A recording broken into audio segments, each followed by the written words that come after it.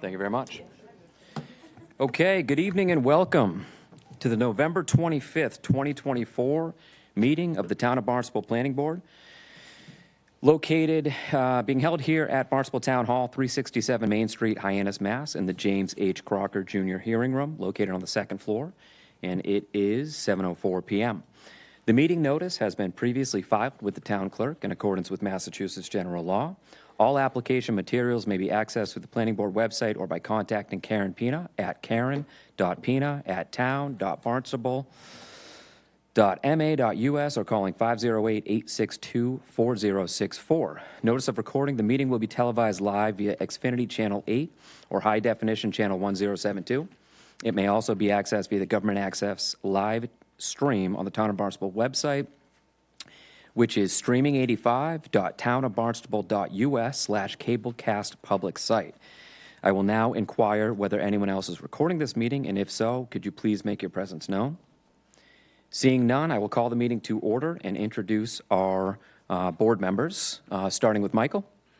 Good evening, Michael Messinas. Tim. Good evening, Tim O'Neill. Matthew. Hi, Matt Tague. Mary. Good afternoon, Mary Barry. Bob. Good evening, Bob Twist. And my name is Steve Robichaud, and we'll introduce staff as well. Karen. Karen Pina, Admin Assistant, Planning and Development. And Jim.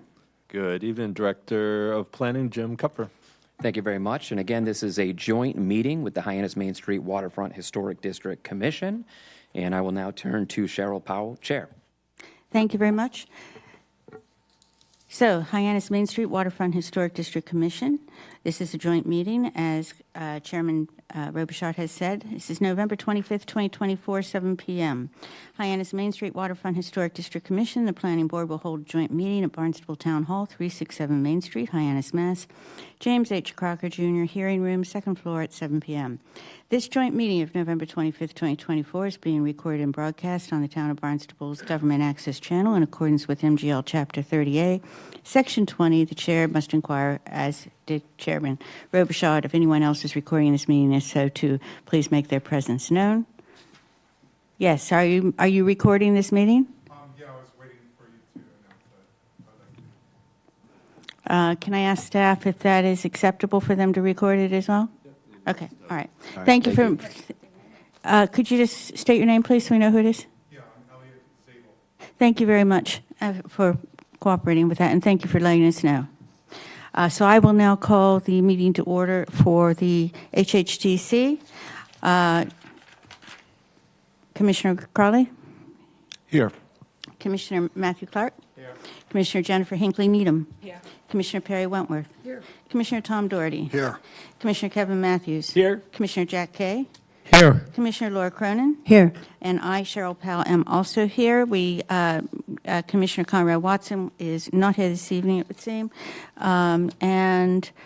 Because we have a full complement tonight, the alternates can participate completely, but unfortunately not to vote, unless one of the 7 full members decides that they need to recuse or cannot vote.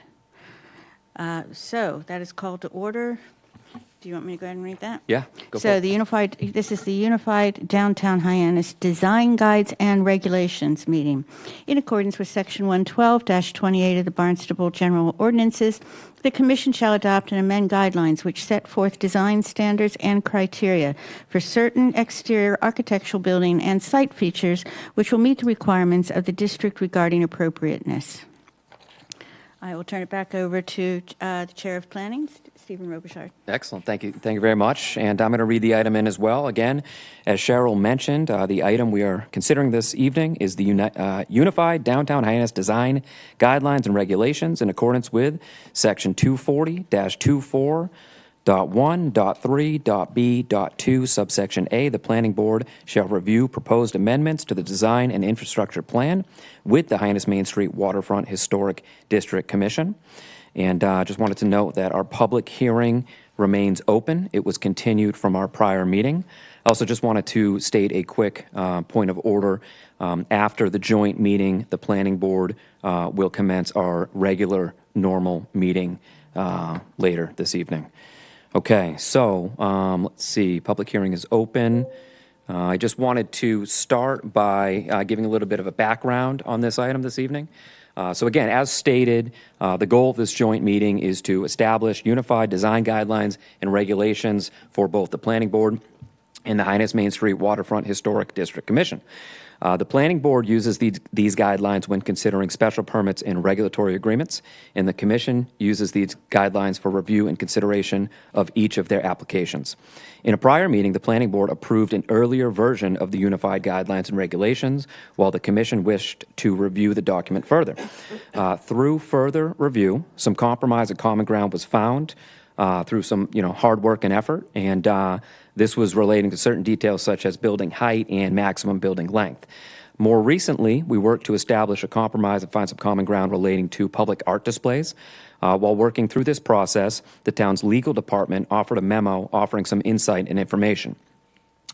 Other than the discussion of public art displays, which centers around page 46 of the document, both the Planning Board and the Commission have shown a majority of members are in favor of and agree upon the content of the document.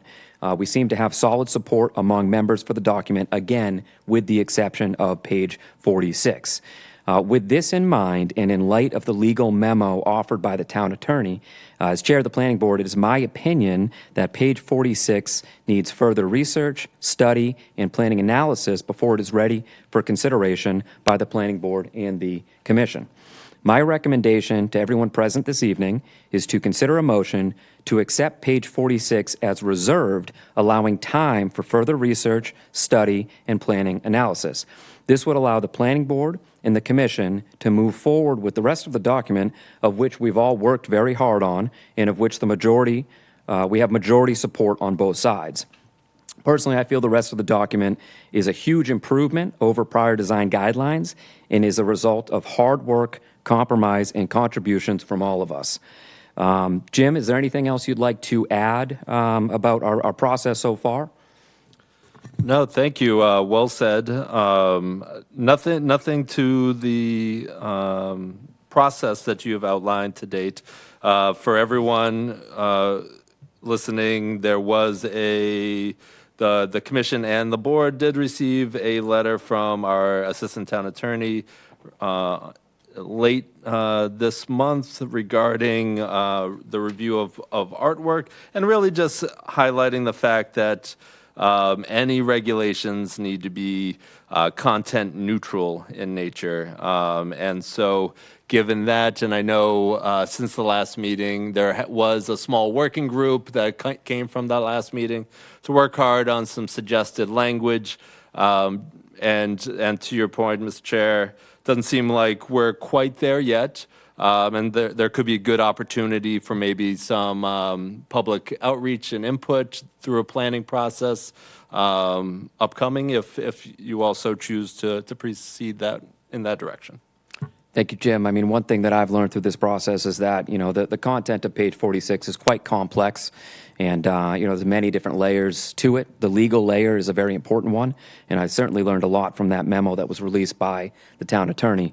With that in mind, it feels, in my opinion, that it might be more appropriate to allow an independent process for the creation of page 46, something that all of us can, agree to, be proud of, and, put our stamp of approval on. So again, that's kind of my recommendation, is to put that aside. And I wanted to first go to all members present up on the dais and see if we all agree with that, if we are agreeable to that process. Once we hear from all members, we will then go to the public. Again, we have an open public hearing. We want to make sure that everybody who wishes to speak has the opportunity to do so. So I just wanted to start. I'll start with planning, and then we'll, sorry, go ahead. You want to say something? I was just going to explain what Oh, your mic. the planning. Your mic. Sorry. I was trying not to interrupt you. So just to explain to you, there are at least Commissioner Doherty and Commissioner Kay were also on the subcommittee with me, working with Jim and with the planning board members, two of those members. We worked really hard. We're just about there, but we really want to make sure all the I's are dotted, the T's are crossed, and it's a good document that, so we had discussed it, and we feel that it is good to bifurcate that page out, because so that it's right when it goes in, and then to mark it as reserved and work a little further on it and get the more legal input on that, just to make sure it's as it should be. So I'll turn it back over to Yeah. Chair Robichaud. Thank you. Well said. So I just wanted to, we'll go to the board members and then commission members and just get our thoughts and opinions. Michael, does that plan sound agreeable to you? Have any other thoughts or comments? Thanks, Mr. Chairman. Yes, I agree with you. Okay. All right. Tim? No, that makes a lot of sense. Okay. Matt? I'm in support of reserving page 46. All right. Mary? Same. Bob? Same. All right. I'll go to the HHDC. Commissioner Crowley, can I start Full with you? support. Full support. Full support, thank you. Commissioner Clark? I'm good with whatever the board wants to do. Thank you. Commissioner Hinckley? Support. Commissioner Doherty? Yes. When will this start, though? When will this process start?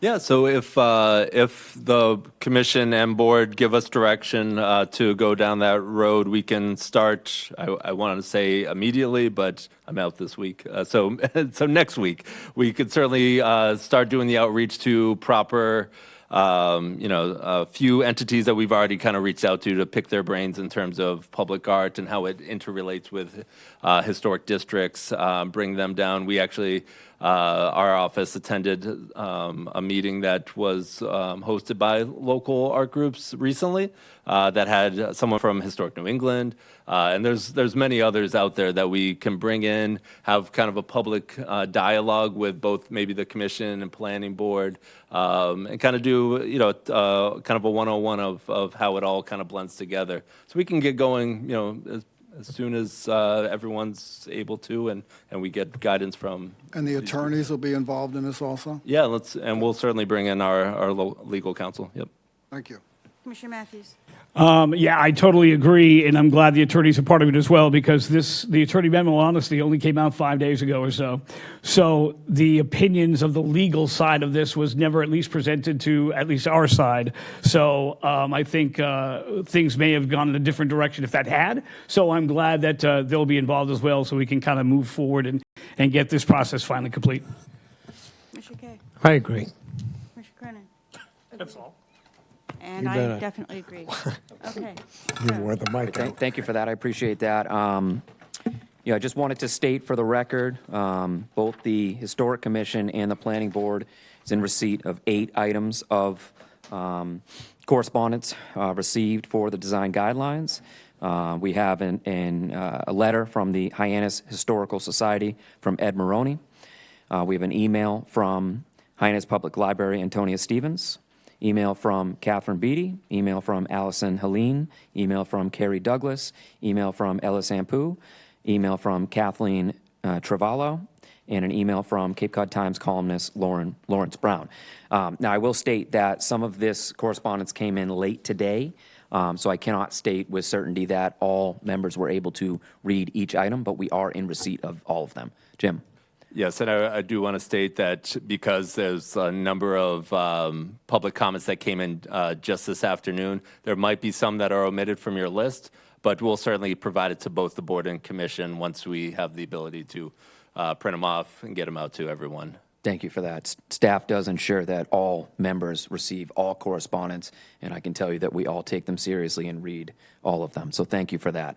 I also wanted to state in relation to public comment, we do have a wonderful participation this evening. It's great to see so many people in the room. We are going to limit it to 3 minutes per attendee, per speaker, just to ensure that everybody has an opportunity to speak. 2 more items I just wanted to mention.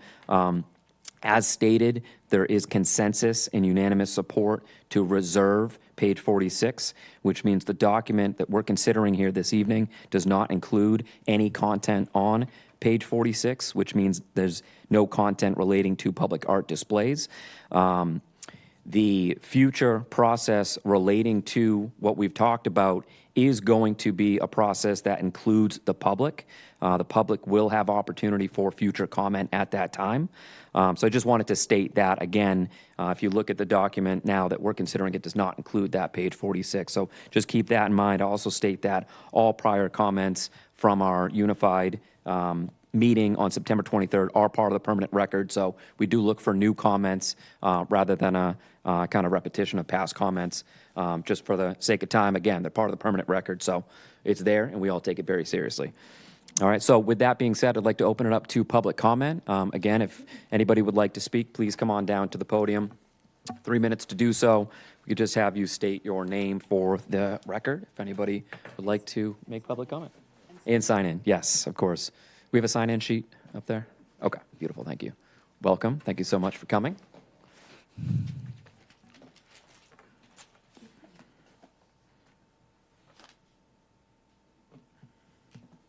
Good evening. Evening. My name is Mary George, and I'm the co-executive director of the Cordial Eye, an arts organization based right here on Main Street. And I wanted to communicate my support of the plan that has been laid out, which is bifurcating that one page and having a more in-depth planning process around it. And yeah, we thank both boards here for their consideration of that plan moving forward. And I did want to indicate, I was in attendance and part of the planning for the historian from Historic New England, Dr. Alyssa Butler, who was here last week to talk to us a little bit about her experience as a historian and with historic preservation and how public art can integrate into that. And she shared with us about this really wonderful program in which Historic New England has hired many historians from historically marginalized backgrounds who are kind of uncovering and discovering the untold and erased histories of these different historic properties involved with Historic New England. And it really rose this question in my mind about, you know, our considerations around like what is appropriate in a historic district and what aesthetics are, you know, are appropriate to preserving that. And this idea that our conception of history is not neutral, and the stories, the aesthetics, the preferences around historicity are very much formed by people who were in power, you know, at earlier times in history, which excluded many communities, you know, largely communities of color, indigenous communities, queer communities, disabled communities. And I've been really pondering this question of like, what would our guidelines look like if our community, if our country had had a more just history? And I think we have an opportunity together to devise something that can help to repair some of the harm that exclusion in our country from its roots has wrought. And you know, you have my support and participation and any expertise I have to offer in the development of that. And we thank you for your consideration of figuring out an inclusive way to support public art in our community. Thanks. Thank you. Wonderful, yeah. Thank you very much for that. Very well said. Wonderful. Thank you. Cheryl? And I forgot to announce, Commissioner Clark is actually helping us with the timer. Thank you very much. Oh, no, you're going to be doing it tonight. I'll do it. Okay, Got it. That's right. Sounds good. I did ask you. Okay, Thank you. just so people know. Any additional commenters? Come on down. Welcome. Thank you for coming. Just sign in, state your name for the record. Thank you. Thank you. Yeah. Sorry, I have a long name. It takes me a minute.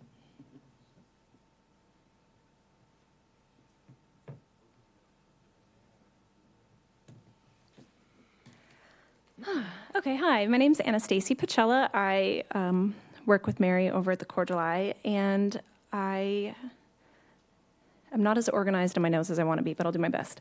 So I want to thank you all for the work you've done on the guidelines. I was looking at the changes this morning. I started with what was on the Planning Department's website, which was different from what was in the agenda.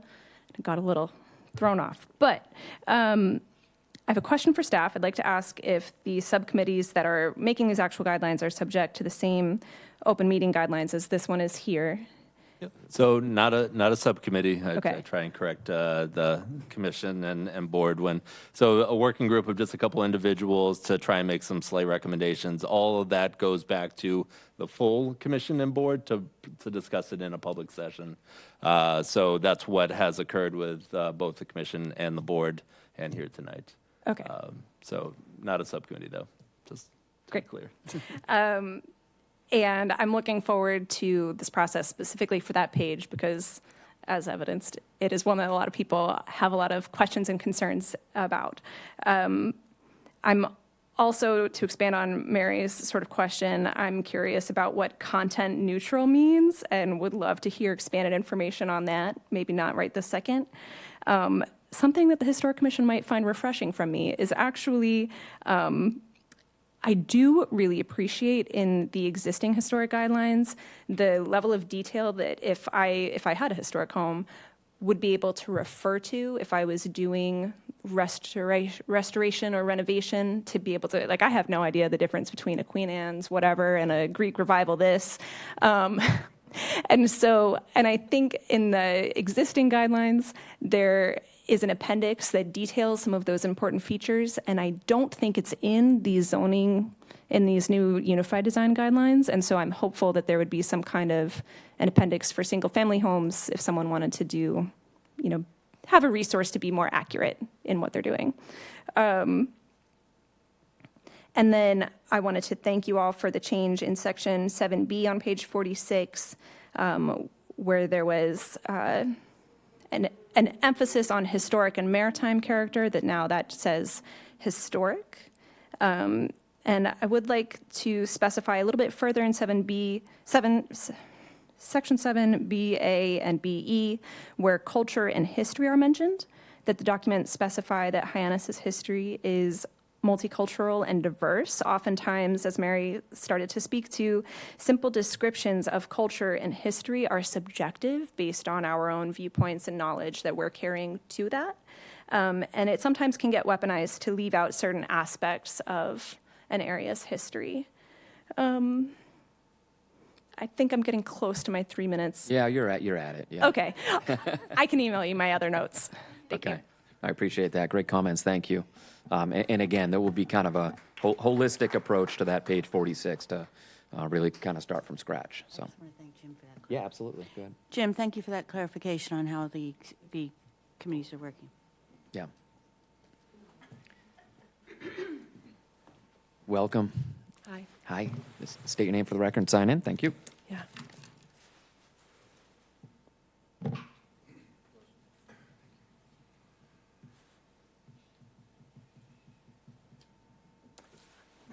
Hi, my name is Mariana Grusty. I am an architect and artist, and I've worked significantly on Main Street. When I spoke last, after I sat down, I thought there were a couple things that I had hoped that I would remember to say. So, and I think they're probably more appropriate now that we're at this point where we're reassessing and we're going to pull back a little bit.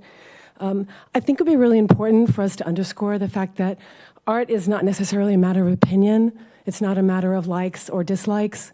It's not something that is just sort of subjective. Art is a profession. It's something that people study their entire life and get huge degrees in and produce great bodies of work, and those bodies of work are not just done based on their opinion either.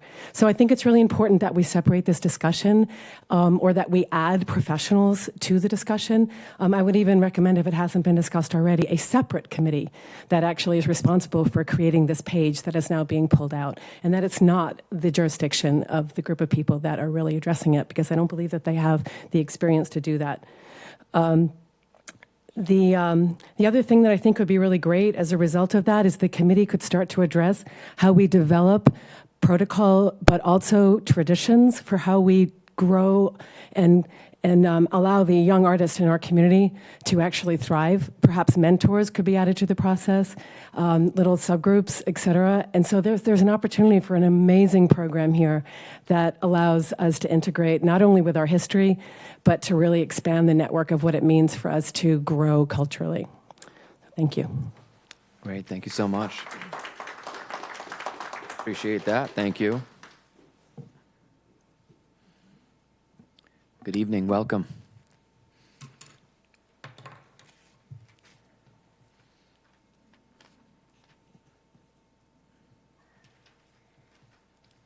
To remember my phone number. Jesus.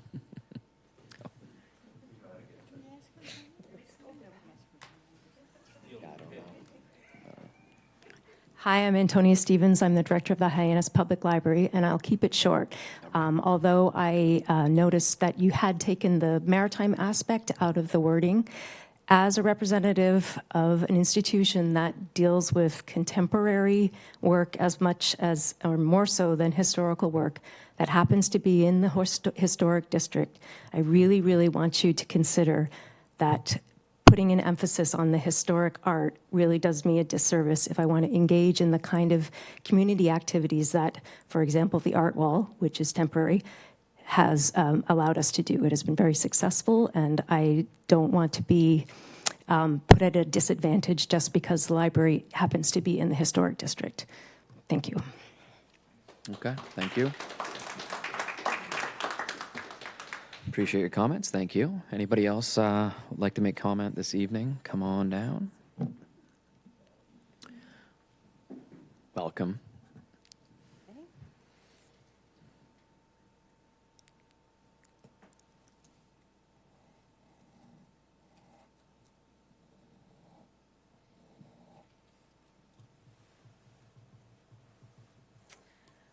Good evening. My name is Christina Bologna. I grew up here on the Cape. I work here in Hyannis. I'm also a trustee on the Hyannis Public Library Board, and I am here echoing the thoughts of many of my colleagues that have already spoken this evening.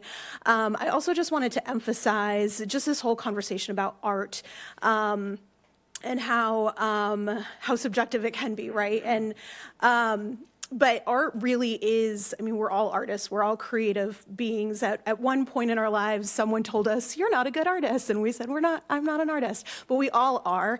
It's how we express ourselves. And for those of us who are fortunate enough to actually work in the arts, to be able to have the freedom of that expression is extremely important, is what fosters that community engagement. So I wanted to make that point. The other piece that I wanted to bring up when we're talking about community art, I love to travel. I travel extensively. One of my favorite places to go is Western Massachusetts. We know that the Berkshires are very similar to the Cape in many ways. And what some of those towns and communities have done with their public art is really stunning. To be able to reflect the communities that they have there that are not just one-dimensional. And what makes it so special and so engaging is because it is so diverse. So how are we reflecting that here on the Cape?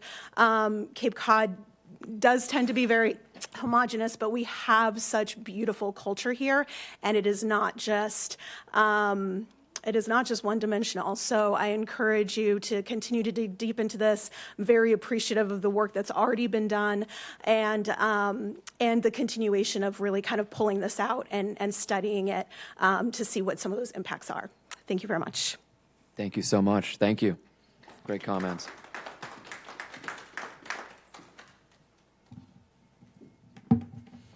Anyone else want to speak? Come on down. Welcome.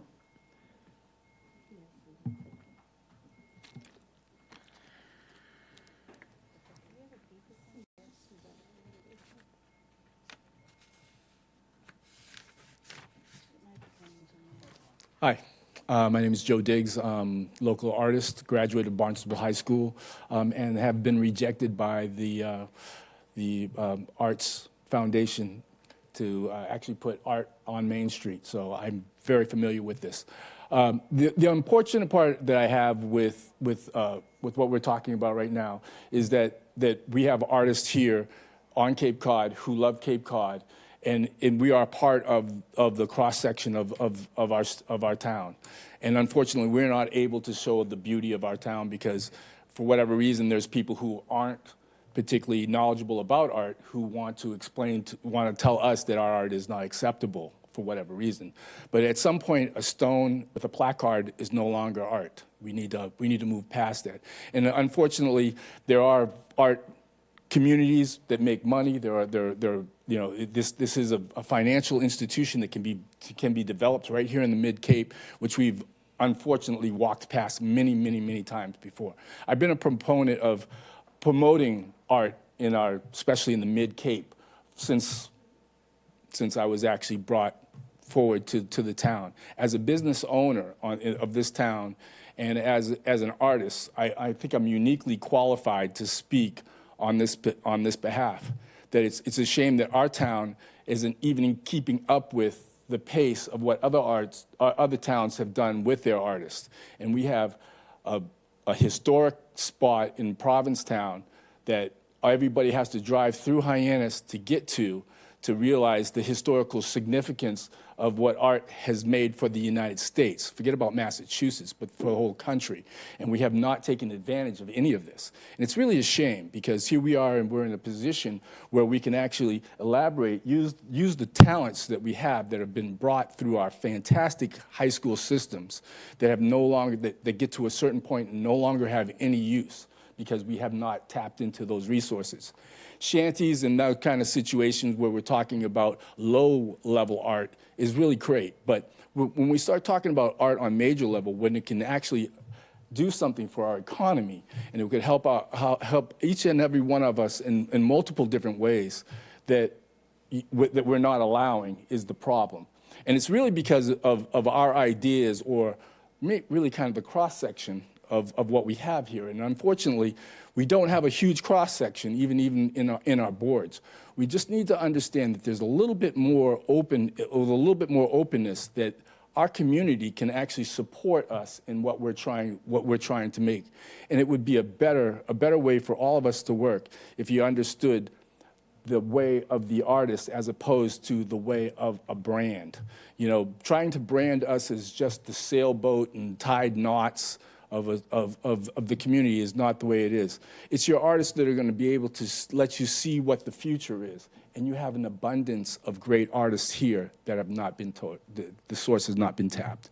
So that's just what I wanted to say to you. I hope that you guys can actually figure this out. I haven't gone to the degree yet to be able to look at all the bottom line, but I know there's one major mural project that was put out for a historic African-American leader, and that's been moved around quite a bit. And it's disturbing to me, because the bottom line is this same leader worked with the Kennedy family, and there's no reason why in the world that we wouldn't accept both of them as the leaders that they truly are, and put them both together in a high volume, a seeing volume situation where people can see these people. It will only enhance us. It will never take us back. So I think that I would hope the board would take a couple minutes and kind of look at the overall situation that's available for us, and not look at the way things were, but think forward instead of back. Thank you very much. All right, thank you. Thank you very much. Appreciate that. Welcome, welcome. Come on down. Sign in. State your name for the record. Sure. I'm Craig Florence. I'm an artist in Hyannis. So, well. Welcome, Craig. Thanks. So I wanted to point out, look at all these folks. Look at these moms who have brought their kids out here tonight, because this is really important to them.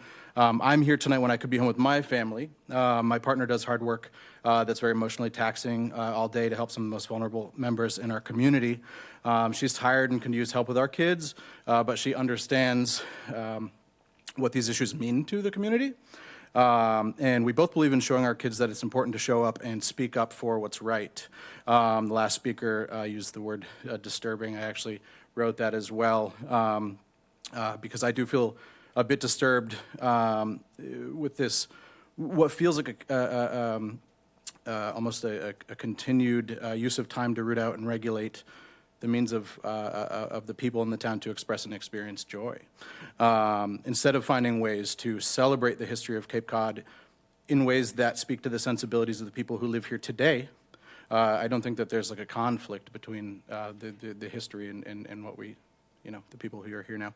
It's a continuation, and it flows and it changes, and we can acknowledge that, I think. Sometimes it feels like there's an intent to mirror some of the worst aspects and inclinations of our past. And then when the hardworking, humble members of the community, again here, the last meeting, we're missing quite a few people. I don't blame them. These are humble members of the community, people who are out here every day working to make the place a happier, healthier, and safer, more inclusive place for all of us, come together and express that your actions and your words have been harmful, instead of recognition and reconciliation, you respond with indignation and retaliation. This doesn't surprise me. In fact, it's remarkably consistent. All of the meetings that I've attended, I've witnessed nothing but an outpouring of positivity and support from members of the public. I've never seen a person come in here in opposition. I've never heard an email. No opposition. It's only coming from personal, individual preferences of individual members. So when my kids ask me about what happened here, I hope that I can relay a story about redemption, healing. But if not, I'll sadly have to suffer for another anecdote that for every right thing worth fighting for, there are those who oppose it. And I think that that's all I wanted to say. Okay, thank you very much. Appreciate that. Yeah, and I do just want to state and remind everyone for the record that we are this evening considering the Unified Downtown Hyannis Design Guidelines and Regulations. We are not considering any past or current applications. Any additional public comment? Come on down. State your name for the record.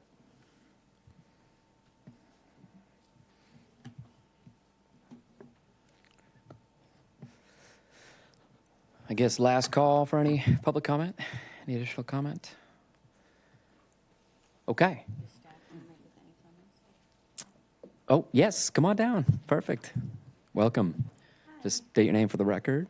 Sign in. Thank you. Kate Sawyer. Welcome, Kate. Hi. Hi, I'm Kate Sawyer. I grew up here in Barnstable. I'm on the Board of Trustees for the Hyannis Library. And I think I taught you in sailing, and you in sailing. Oh my gosh, too funny. I knew I recognized you. Yep. So I just wanted to say hi. Thank you very much for everything.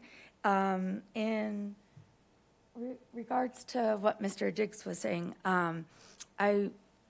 last year I went to the New Bedford Whaling Museum with my son, who is then 6. And outside of the museum, in some park down in New Bedford, there was the most amazing mural of, and it was about slavery. And my son looked at it, and I was with my husband, and it just fostered such a conversation. And it was not a nice topic, and it was not about whaling, and it was not about like maritime, and it was in New Bedford. And they thought outside of the box to put this, because guess what? That was our history, okay? So not everything is like, you know, starfish and like cranberries. It doesn't have to be. We can have conversations that are tough. I had to have a conversation with my 7-year-old about, hey, yeah, that sucked and that happened. But here it is. It's in our face, and we're going to learn from it and move on. So I grew up here in Barnstable in Hyannis. I grew up in Hyannis, and my family's lived here for a long time. And my grandfather was a high school coach down in Provincetown and a math teacher, and then he was a Barnstable high school teacher. And he instilled in us an appreciation of Cape Cod history, but it was not the Cape Cod history of sand dollars and just whaling. That was just a mere blip in our history, okay? And that's all that tourists get when they come here. And it's kind of embarrassing because you go to other historic towns and their history does not stop within like 100 years. So I would just like to feel like I come from a really cultured, educated, futuristic, like, can have these tough discussions with our children that we're raising in a tougher world. I'm a preschool teacher right now, and I don't mind having tough discussions with kids. And I'm from like a hardworking middle-class family on the Cape, and it doesn't represent me. I grew up in Hyannis, and like the whaling ships and stuff doesn't represent what I grew up with in the 80s, like in Hyannis. So I feel like to make a community, you really have to represent a little of everyone. And I just wanted to maybe say that as more of a run-in-the-mill average, like local, who is not an artist, who's just a patron, who just is a town member. So, thank you very much. Happy Thanksgiving to everyone. Same to you. Well said. Thank you very much. Thank you for that. Any additional public comment? Come on down. Last chance. Anybody? All right. Is anybody opposed to closing the public hearing? You all okay with that? Okay. We'll do motions on both sides. So we have a motion over here. So moved. Thank you, Bob. And a second? Second. Thank you, Michael. All those in favor? Michael? Aye. Tim? Aye. Matt? Aye. Mary? Aye. Bob? Aye. And myself, Steve Robichaud, votes aye. Motion passes. Second. Sorry, motion to close public hearing. Somebody want to make that motion? Second. And seconded. Commissioner Crowley? Aye. Commissioner Clark? Commissioner Hinckley Needham? Commissioner Wentworth? Aye. Commissioner Doherty? Aye. Commissioner... Can I vote? I don't think I can. Oh, that's true, you can't. Oh, but it's just for closing the public comment. It's just for closing public comment. No? Yeah. Okay. In that So case, aye. And in that case, we can't. 1, 2, 3. So you can't. Sorry. Commissioner Kay. Max of 7 votes, right? Yeah. Aye. Commissioner Cronin. Aye. I say aye. Good call. Thank you for catching that. I'm always on the rules. Well done. Hey, Well done. I'm all. Before we move on, so the public hearing is closed, but before we move on, I just want to thank everybody for coming this evening. All of the comments were extremely thoughtful. It's clear that this is very important to everybody, and I think that everyone up here shares that as well. A deeper review is definitely needed, and I'm very much looking forward to that, and I hope that this level of public involvement continues, because there's some very smart people that are much more intelligent about this than I am, so I hope that we all stay very involved, and I thank everybody again. I think we all just want to get it right, so thank you. So just one point of order. I think that it would be most appropriate to first look for a motion on both sides to reserve page 46, and once that's complete, then to seek a motion to adopt as amended. Is anybody on planning side opposed to that? No. In terms of point of order, okay? I move to reserve page 46 and go forward. Perfect, thank you. And a second for that? Second. All right, thank you, Michael. All those in favor, Michael? Aye. Tim? Aye. Matt? Aye. Mary? Aye. Bob? Aye. And myself, Steve Robichaud, votes aye. So the planning board has moved, seconded, and voted in favor of reserving page 46 of the Unified Downtown Hyannis Design Guidelines and Regulations. And would you like to do the same? Do we want to put it that it's reserved on there? Yeah, I would take a vote first to reserve page 46. Okay, and I then, just want to make sure that we're... yeah, that's what we just did, so why Okay. don't you follow that? So I make a motion that we bifurcate page 46 out and reserve that. Second. It's seconded. So Commissioner Crowley. Aye. Commissioner Clark. Aye. Commissioner Hinckley Needham. Aye. Commissioner Doherty. Aye. Commissioner Kay. Aye. Commissioner Cronin. Aye. And I also say aye. Excellent, thank you. So with that taken care of, I'll now go ahead on behalf of the planning board and move to adopt the updated Unified Downtown Hyannis Design Regulations and Guidelines as amended. Do we have a second? I'll second. We'll give it to Tim. Thank you, Tim. All those in favor, Michael? Aye. Tim?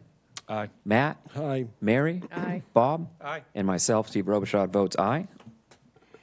On behalf of the HHDC, I move to amend the Hyannis Main Street Waterfront Historic District Design Guidelines and Criteria as proposed and amended pursuant to Chapter 112-28 of the General Ordinance. Is there a second, please? Second. 2 seconds. Okay. So, Just one point of order. You said move to amend. I think you want to say move to adopt as adopt. amended. okay. Move so to adopt sorry, as make amended. that change to adopt as amended. Yeah. It says proposed as amended. Okay, so adopt as amended. So is that second still there on there? Second. Okay, it is seconded. Okay, so Commissioner Crawley? Aye. Commissioner Clark? Aye. Commissioner Hinckley Needham? Aye. Commissioner Doherty? Aye. Commissioner Kay? Aye. Commissioner Cronin? Aye. I also say aye. Well That done. Thank you passes. very much. So the motion passes on both sides. Before we adjourn, I just wanted to thank everybody, especially the commissioners, for all of your work on this. And, again, I think this is a document that we all can be proud of and is a significant upgrade to our past documents. So thank you, everybody. Anybody have any questions, comments, or concerns before we move to adjourn? Okay. Do we have a motion to adjourn? So moved. All right. Thank you, Tim. And a second? I'll second that. Thank you, Michael. All those in favor, Michael? Aye. Tim? Aye. Matt? Aye. Mary? Aye. Bob? Aye. And myself, Steve Robichaud, votes aye. On behalf of the HHDC, I make a motion for adjournment. Is there a second? Second. Seconded. Okay, Commissioner Crawley. Aye. Commissioner Clark. Aye. Commissioner Hinckley Needham. Aye. Commissioner Doherty. Aye. Commissioner Kay. Aye. Commissioner Cronin. Aye. I also say aye. We are adjourned. Do you want to do like a 5-minute break? Yeah, we're adjourned. Thank you so much. We'll take a 5-minute break, and then we will adjourn our normal planning board meeting. Thank you. And I want to thank everybody for coming.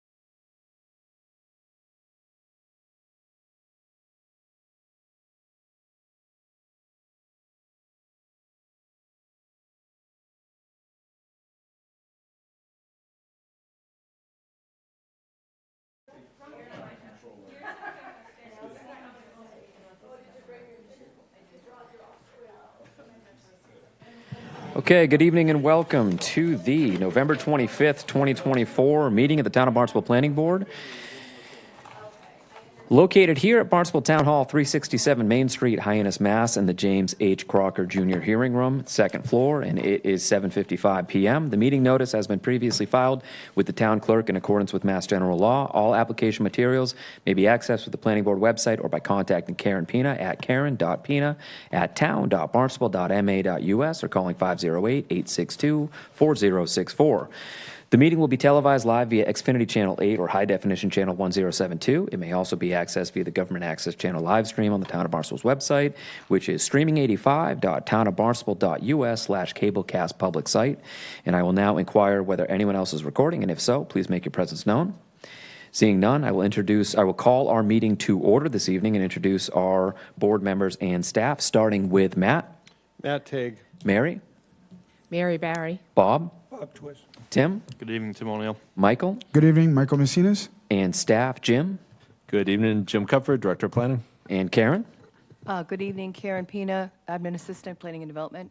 And my name is Steve Robichaud. Moving on to our first agenda item this evening. We're going to start with general public comments. If anybody has any general public comment not related to an agenda item this evening, please come forward, state your name for the record. Seeing none, we will move to our first item this evening, which is an A&R plan. Tim, do you mind reading the A&R plan that we have before us this evening? No problem. Stephen J. Constantino, trustee of Clifton-Constantinto Living Trust, has submitted an approval not required plan entitled Plan of Land in Barnstable, MA, located in Barnstable Fire District, as surveyed and prepared for Stephen J. Constantino, trustee of Clifton-Constantinto Living Trust, owner, 37 Goodview Way, Barnstable. Revised plan dated August 28, 2024, MTF, added zoning variance, case number, and description for approval. Thank you very much, Tim. And just a reminder, this is not a public hearing. The board is all in receipt in our packets of a map related to this item, as well as a staff report dated today, November 25th, 2024. We have the applicant with us here this evening. Welcome. If you could state your name for the record. Mr. Chairman? Sorry. I will recuse myself from this hearing. All right. Thank you very much, Matt. If you don't mind, we're going to ask you to leave the room, if you don't mind. All right. And welcome. Good evening. My name is Matt Farrell from GM O'Reilly & Associates. We're land surveyors and civil engineers. I'll be representing Stephen Constantino, trustee of the Clifton-Constantinto Living Trust. So we have prepared and submitted an A&R plan to reestablish the lot line between 37 Goodview and 57 Goodview. It's a side lot line. And I'd be more than happy to answer any questions from the board. Would you mind quickly just summarizing the relief you received from ZBA? I actually didn't really take part in that. It was Attorney Paul Tardif. No worries. I just wanted to state that as this is an A&R plan, our board is not going to be reviewing lot area. But Jim, if you don't mind, just giving us an overview of what happened at ZBA. Yeah, so this lot is actually one of those lots where we've had a lot of good discussions about the merged lots ordinance or law, and this is one of those that is exactly what we're talking about. It merged over time, and this is looking to, as the applicant mentioned, reestablish that lot line. When they sought to reestablish that lot line, it was identified through the department that it would be short lot area, and so they sought the proper relief for the bulk regulations from the Zoning Board of Appeals. Zoning Board of Appeals granted that those bulk regulations, and so this is the next step now that they have that relief granted. Perfect. And in terms of the staff report, staff sees no reason not to endorse this as an A&R plan. That's correct. It's there's proper access on a private way, currently providing access to an existing structure, and it has proper frontage. Excellent. Thank you very much. Any questions, comments, concerns from the board? Mary? All set, thanks. All right. And Bob? I'm good, thanks. Okay. Tim? All set. Michael? I'm good, thank you. I'm good as well. Just a reminder, a motion on this is going to include reading the findings, All right, so do we have a motion? I would make a motion to endorse entitled plan, I'm sorry, I'd make a motion to endorse entitled Plan of Land in Barnstable, MA, located in Barnstable Fire District as surveyed and prepared for Stephen J. Constantino, trustee of Clifton-Constantinto Living Trust, owner 37 Goodview Way, Barnstable, prepared for Stephen J. Constantino, prepared by J.M. O'Reilly and Associates, LLC, last revised August 28, 2024, as an approval not required plan with the following findings. Finding 1, it does not constitute a subdivision because each of the lots have the minimum required frontage on an existing way having suitable grades and adequate construction to provide for the needs of vehicular traffic in relation to the proposed use and for the installation of municipal services to serve such use, or has been labeled as not buildable. And number 2, all materials and conditions of Chapter 801, Article 5? 4. They always get me. Approval not required plans have been submitted and are in full compliance. Excellent, thank you for that. And do we have a second? Second. Thank you, Mary. All those in favor, Mary? Aye. Bob? Aye. Tim? Aye. Michael? Aye. And myself, Steve Robichaud, votes aye. Motion passes. Thank you very much, sir. Thank you. Got Guys, it. Have a great night. evening. Thank you. Moving on to subdivisions. Mary, would you like to read in the subdivision item this evening? Actually, I think we should just recognize that. Yeah, sorry. Come on back, my friend. I was going to go get you. Matthew has rejoined us officially. Thank you. All right, Mary, take it away. Sure. The subdivision, it's William A. Riley and Kenneth D. Polivy have submitted a Form M certificate of completion for approval in reference to sub number 822, Aberle Way, Barnstable, Mass. Excellent. Thank you very much. And this is not a public hearing. Do we have the applicant with us here this evening? Welcome, sir. Thank you very much. Come on down, state your name for the record, and if you could give us a brief overview. Good evening, Mr. Chairman and members of the Planning Board. My name is Patrick Nickerson from the Law Office of John W. Kenny, representing the applicant. We're here this evening seeking the board's sign-off on Form M, indicating a completed subdivision. There should be a staff report in your materials along with an as-built plan. Essentially, this is a subdivision dating back to October 8th, 2013, which subdivided a 9.24 acre parcel containing one single-family residence into 6 separate lots with single-family residences, the original structure being shown on Lot 1 on the plan before you. The road has been constructed, all lots have been sold, and we're seeking your approval for the Form M certificate. There is one outstanding, what I would clarify or classify as a de minimis item that's outstanding, and that is that on the road profile plan, which was not recorded, but within the board's purview back in 2013, the plan showed 2 30-inch by 30-inch stone pillars by the entrance of the way. Those have not been constructed. I've spoken with the applicant today to determine why these pillars have not been constructed. The applicant informed me that the residents of the subdivision did not wish for them to be installed, and the applicant provided certain emails to that effect dated to last September. So it's an outstanding matter. I would classify it as de minimis. It is these pillars have no structural value. They are decorative in nature. They are along the road, within the road layout as shown on the road profile plan, but have no structural value, do not enhance the roadway in any manner except possibly for an aesthetic purpose, but the value of these pillars was not was not received terribly well by the current owners of the subdivision. I would also add that to assist the applicant in transferring his powers as trustee of the trust managing the private way, we have called for a lot owners meeting on January 6th via Zoom. All lot owners have received a letter inviting them to a lot owners meeting via certified mail. And today, we've also emailed copies of the declaration of trust documents and the restrictions and covenants of record. So the applicant is seeking to essentially relinquish his duties as trustee, turn it over to the lot owners for a lot owners meeting where new trustees can be duly elected under the powers associated with the trust. That concludes my presentation. If you have any questions, I'll happily try and answer them. Thank you very much. They didn't like the pillars, huh? Thought they were ugly. Yeah, Matt? They were not well received, so.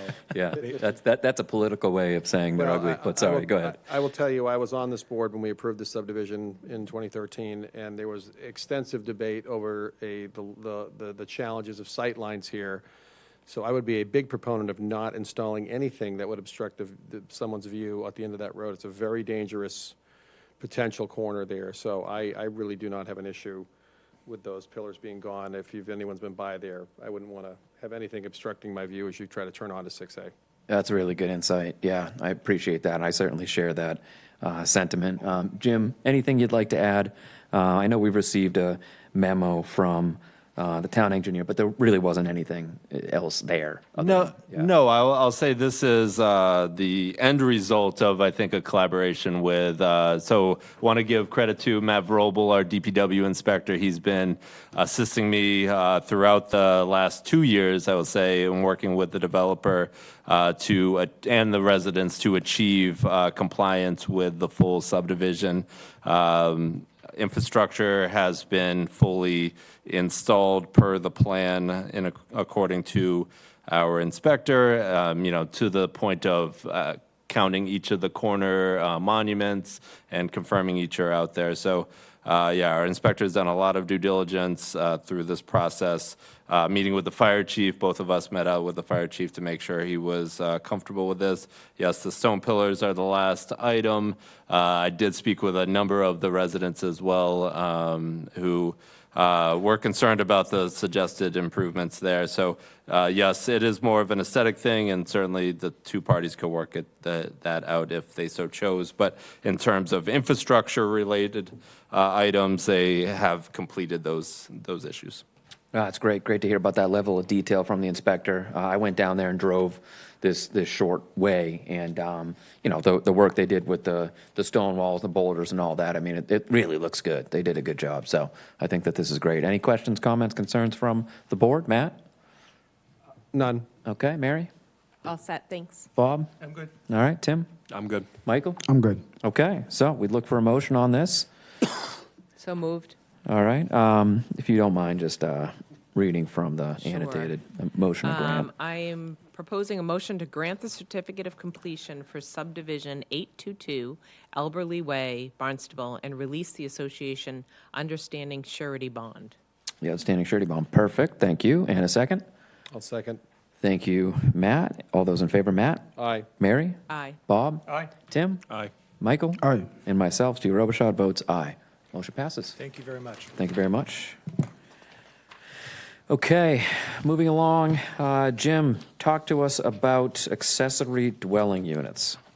Yes, thank you. So in your package, you have a staff report along with the existing accessory dwelling unit ordinance that has some red line features in there, and a draft, and the existing, draft town council ordinance or order and rationale that could go forward.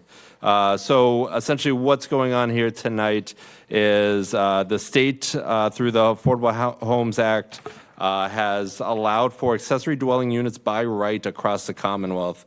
The town of Barnstable was somewhat of a leader in this charge, in that accessory dwelling units are already by right in our community. However, there were certain provisions of the state law that was approved that conflict with our local ordinance. And so for the past few weeks, we've been evaluating our local ordinance and understanding the legalities of the needed changes to the local ordinance to meet the requirements of the state law. So that's what the red lines are there before you. Those are the edits that are to be consistent with the state law. And speaking with the chair, he thought maybe the planning board may consider being the sponsor for this article. So under Mass General Law 40A, Section 5, there's specific individuals or groups that are eligible to sponsor a zoning amendment, the planning board being one of them, town council another, landowner, et cetera. But the planning board is one, and I know the board has sponsored zoning amendments in the past that were championed by the town, the community. And so the thought was that if the board is in support, that they could sponsor this article moving forward to essentially align our local zoning ordinance with the state law. The state law goes into effect on February 2nd, 2025, and so we're trying to achieve our changes prior to that.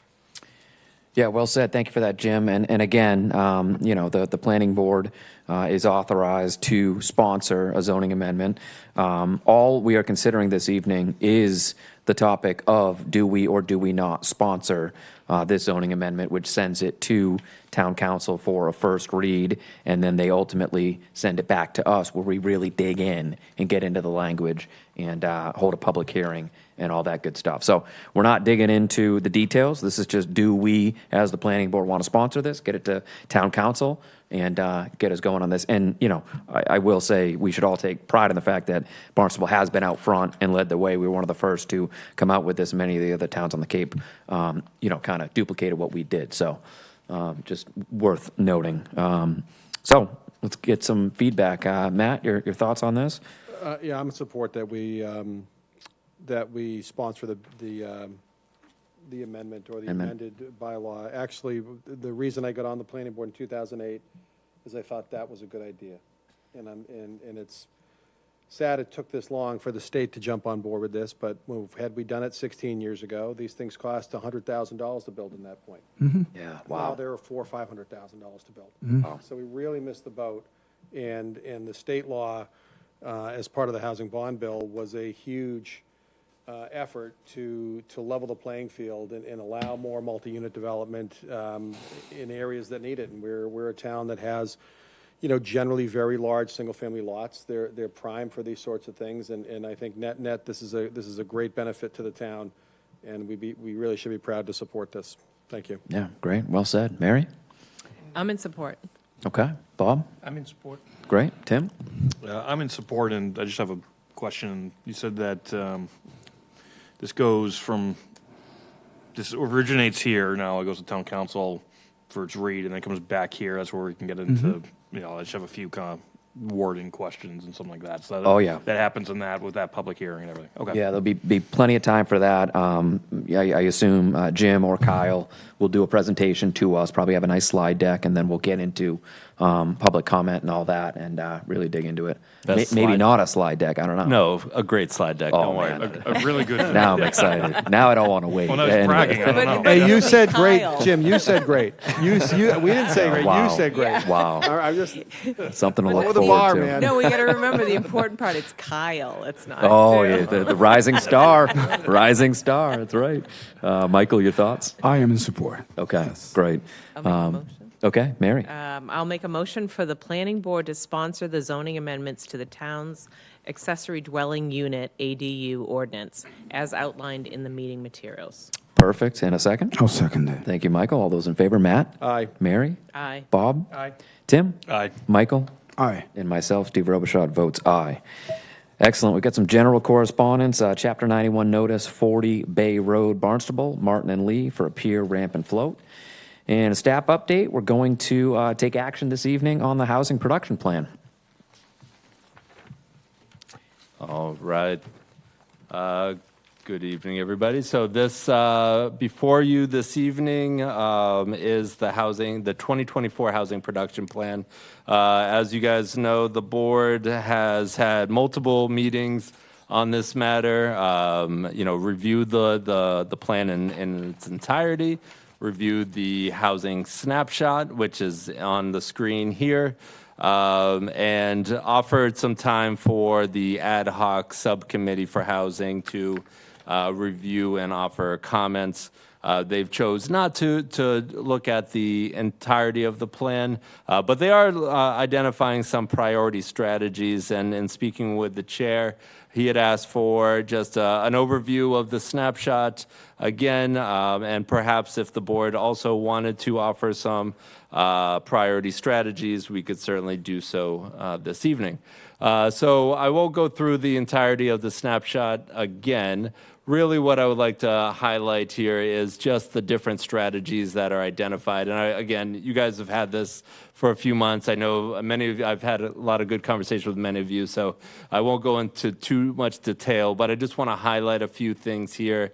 The strategies that are identified in the plan and ultimately in the smaller snapshot are, kind of robust. It's a buffet of different housing strategies that one could pick from to try to target specific needs in our community. Obviously, when we started this conversation about what our housing needs are, and once we started developing out the data points and identifying those needs, we realized it's robust. It's really a little of everything. We have, our affordable concerns. We have our aging in place concerns. We have our aging and aging out, meaning you turn 18 or go off to college and you don't return because of all the different reasons, limited housing stock, housing prices, housing typology, and all of those are intertwined. And one of the big things also is that we have, a plethora of housing stock that is seasonal. And so, the Seasonal Communities Act begins to target that. But there's other strategies that can help in looking at year-round housing needs. And so we identify several of those here. But these strategies really touch on just about everything in our needs assessment. Year-round housing, affordability options, increasing affordability, and also the administration of that to make sure that we maintain affordable housing here. Looking through regional housing office options, and then getting down to the different aspects of housing in terms of, housing security, so assistance for those that are homeless, assistance for those that are low income that may need, housing stabilization or housing rental assistance. So really just literally a robust list here of strategies for those to work from. And so I thought the conversation might lend itself to giving a couple priorities back to the council if the Planning Board so chooses to recommend this housing production plan to the council. Yeah, thank you, Jim. And, I'll just echo some things that I've said in the past. Elizabeth Jenkins kind of took the lead on this and did the lion's share of work. And I just wanted to recognize her and all of the work that she put into this. The actual document is extremely detailed and lengthy, but I'm very appreciative for this snapshot only because, it's easy to digest and really highlights all the important elements of this draft housing production plan. We've gone around on this. I think we've met on this 2 or 3 times prior, had some great questions, some great dialogue. I know how important this is to this board. Ray is not with us this evening, but he has expressed how important this is to the town. And, rather than simply, make a motion to recommend approval of this housing production plan, in talking to Jim, I thought that it might have more impact and send a stronger message to town council if we were to emphasize some priorities in the strategy aspect of this. So I kind of just wrote down 4 that really stuck out to me.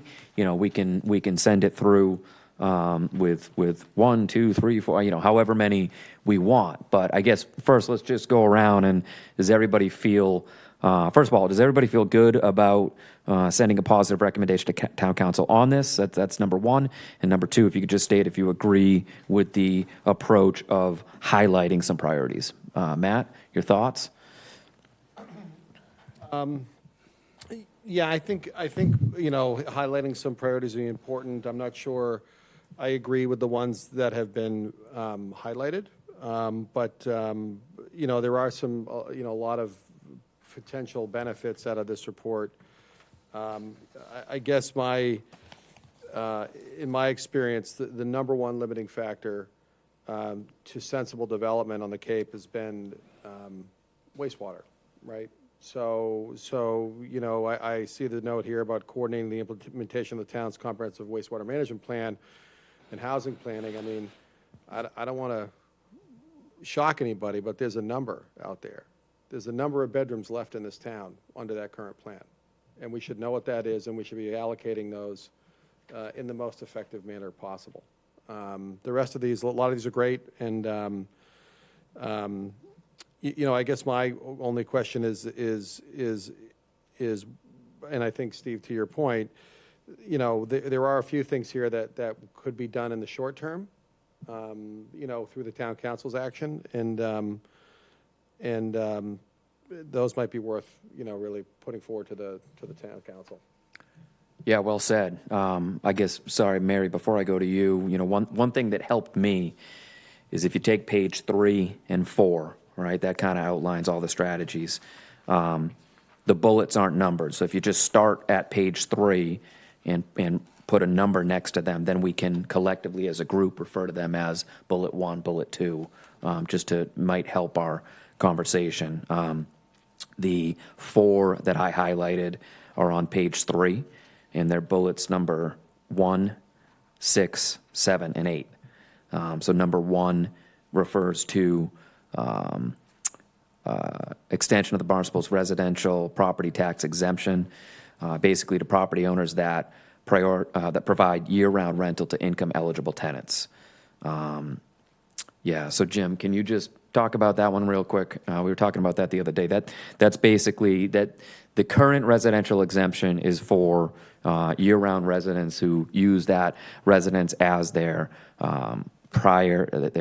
main primary residence, and this would open it up to basically anybody who uses their property for a year-round rental for an income-eligible tenant. Yeah, exactly right. So the key word there is year-round. So extending this to a next level of allowing for that residential property tax exemption for anyone who wants to rent out a property that they may own as year-round. It would need to be, obviously proven as year-round. And again, this is one tool, I think, to get closer to incentivizing folks to offer property year-round as opposed to just a few months out of the year and leaving them lay vacant the rest of the year. Or, the other thing that I think about is those poor individuals that have to move out in May so that the property owner can get their seasonal rental income. I know it's always challenging for those individuals. So that was one that I highlighted. The next one I highlighted was bullet number 6 on page 3, which is just strengthening the inclusionary affordable housing ordinance. Right now, that looks for 10% affordable. The thought is to possibly increase or expand that, but I do also believe that there should be a limit to how much that is expanded, only because if you expand that too far, then you could stifle development and production of units. Yeah, and I did want to add there, if, I don't think, if there's any recommendation on this one, it simply would be to, study what that higher percentage may look like. We already kind of hint towards also adding zoning relief or density bonuses or financial subsidies into this, and that's kind of key because of that limiting factor of once you increase from 10 to, say, 14, 15%, there may be that funding gap that is relevant and directly related to that affordability component. So doing that economic feasibility study or completing an economic feasibility study is kind of crucial to understanding what that funding gap is, and if there are ways to remedy that, and if that's through density bonuses or local programs, maybe there's state subsidies out there, et cetera. But so I think that's why it would be good to stay broad at the moment for that one if you so chose that one. But and it's certainly a priority that we need to look at. Yep, well said. And the next one for me that I highlighted personally was bullet number 7 on page 3. Consider regulations and other policies focused on short-term rentals. However, I reworded it to simply say ban corporate-owned short-term rentals. That's something that Nantucket is doing. It's something that New York has done. It's certainly not a simple topic. It's complex. There's a lot of layers to it, but it's definitely something that I think should be a priority. And the last one is just bullet number 8 on page 3, which is the pursuit of the creation of affordable year-round housing on vacant and or underutilized land. I think a lot of our underutilized properties, vacant properties, we've seen great improvement there due to the foreign-based code that's gone into effect. I think that there's been a lot of progress there.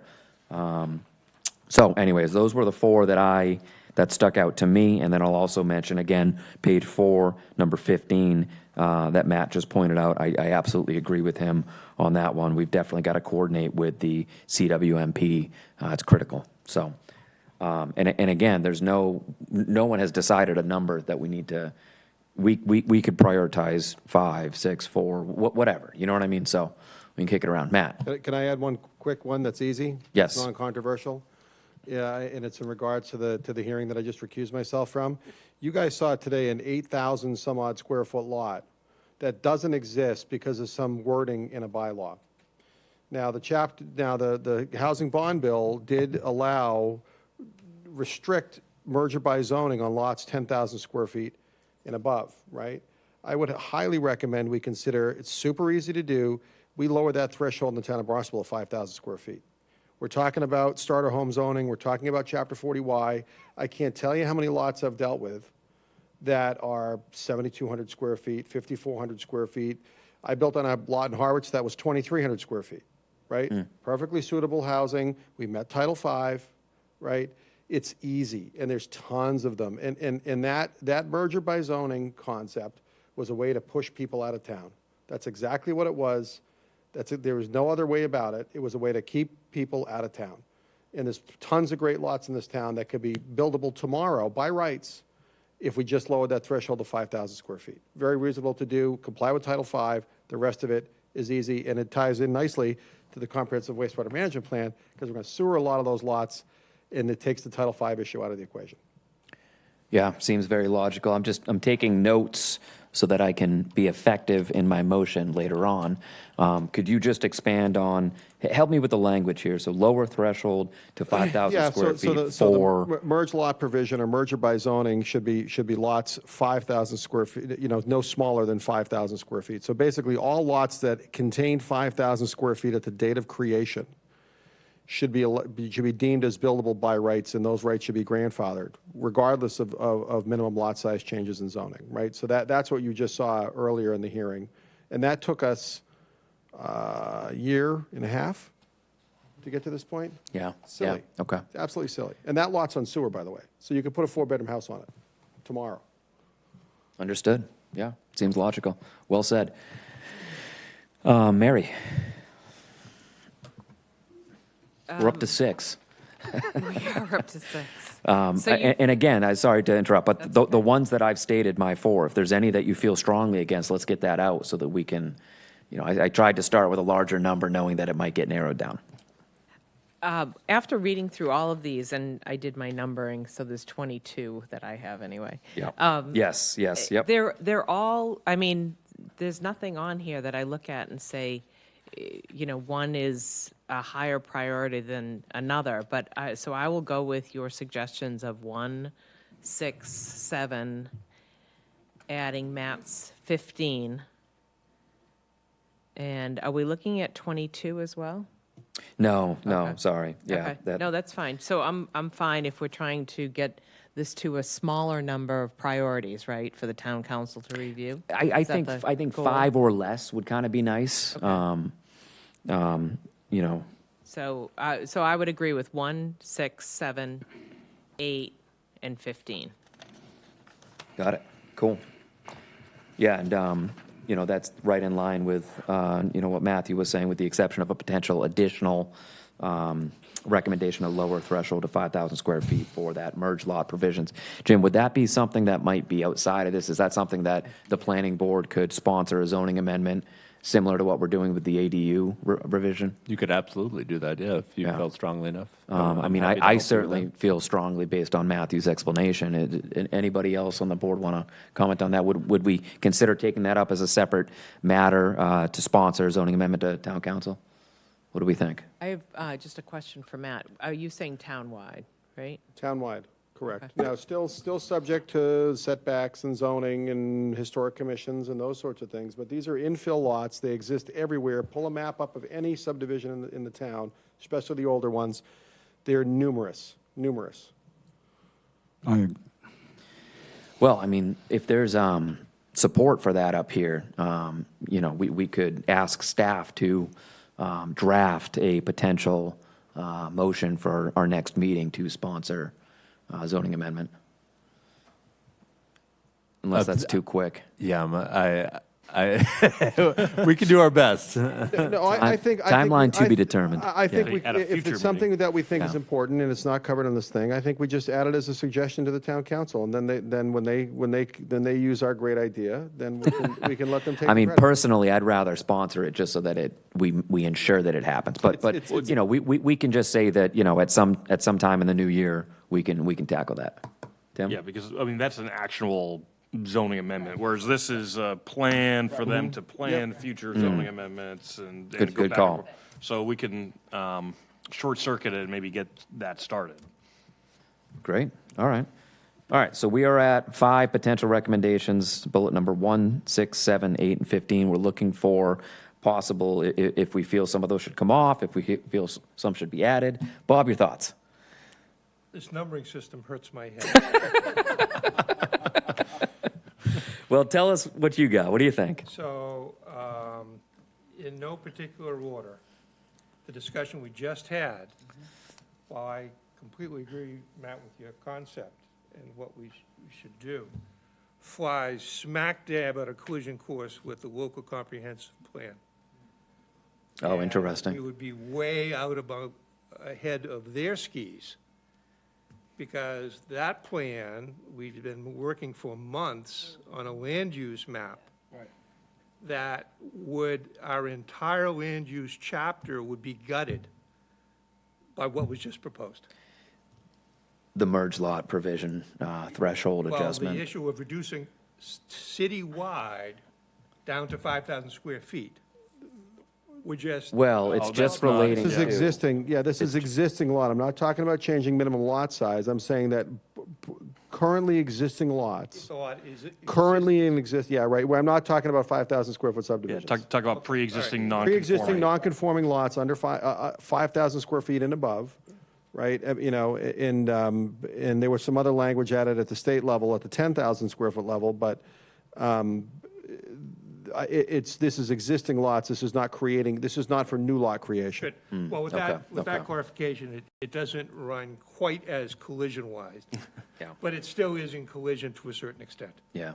Because in the LCPC, Local Comprehensive Planning Committee, we're looking at concepts merging things like the wastewater, making areas which are not now available for development to be available for development. And where that happens and doesn't happen affects what the impact environmentally is if you change lot sizes from what they are now. I said not the lot sizes, but allowing building on smaller lots, which currently is not allowed. I don't oppose that concept, but I think those two concepts have to be done at the same time to avoid huge conflicts. Now, with regard to the, there's 21, 22 of these. I numbered them per section as opposed to one through the end. So my Okay. numbering system is different from yours. I don't have any real That's problem. shocking. Yeah, I know. I'm not going there. So I don't have any problem with any of the suggested strategies on the pages. There are some places that there's some language I'm not entirely comfortable with, a few words here, a few words there. I'm going to ignore that for our purposes for the time being. So in the section on planning policy, well, let me back up to Matt's comments again. Before we move back to Cape Cod, my wife and my son and I lived in a house on a 7,000 square foot lot. We were in a neighborhood of, I don't think it was 100 houses, but it certainly was dozens of houses. All of the houses were on 7,000 feet, give or take a few feet due to corners on streets and things like that. All the houses were 2,000 square feet. All the houses were 3-bedroom, 2.5 baths. All the houses had 3-car garages. All the houses had front yards and backyards. None of the living environment was oppressive, difficult, overly confining. It was perfectly fine. I've lived in townhouses in several cities, as probably everyone on the panel has lived in townhouses in various cities. And there's absolutely no reason we shouldn't be including townhouses as a form of housing as we go forward. So all those things I think are really good ideas, going back to Matt's suggestion about the 5,000 square feet as the threshold. So having said that, when I go to the planning policy and zoning strategy section, I count 9 proposals. And I went through and I decided that trying to prioritize every one was just a waste of time, so I didn't do that, much as you suggested, picking 3 or 4. Okay. So in that section, bullet number 4, which is identifying zoning amendments to support missing middle and living little forms of housing, I ranked as my highest priority in there, which I think, Matt, goes back to your suggestion. Yeah, I like that one as well, yeah. And my second one is bullet point number 3, support village-scaled mixed-use and multi-unit family and development, which is another side of the coin of the one I just mentioned, bullet point number 4. My third one was bullet point number 2, to develop strategies to address seasonal housing challenges. And my last one, my fourth priority, was number 7, consider regulations and other policies focused on short-term rentals to the extent they impact year-round affordable housing. And boy, I think the only way we could do this, I assume that Jim is keeping a score sheet, and we're going to add up the... we're not going to get agreement on 4. Yeah, no, I'm okay? keeping good notes. Yeah, all right. So on local initiative and programmatic strategies, I agreed with what Matt's opening comment. What I have is bullet point 6, I listed as my highest priority. Closely coordinated implementation of the town's comprehensive wastewater management plan and housing planning, et cetera. Yeah. And my second one was bullet point number 1, seek opportunities to increase the number of affordable units, et cetera, et cetera.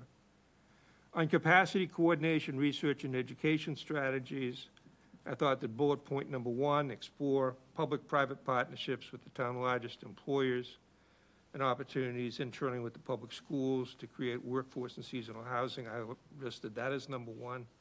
I listed bullet point number 3, partner with neighboring communities to create regional housing services office as my second priority. And bullet number 6, recruit, develop, and sustain dedicated and experienced town staff to continue coordination of the town's housing efforts and entities. Yeah. Yeah, great, okay. All right, let's keep it rolling. That was really good. I mean, number 4 on page 3 with the the missing middle. That was one that definitely caught my eye. Trying to come up with ways to, again, come up with some strategies to develop that smaller, living little forms of housing. So great, Tim, your thoughts?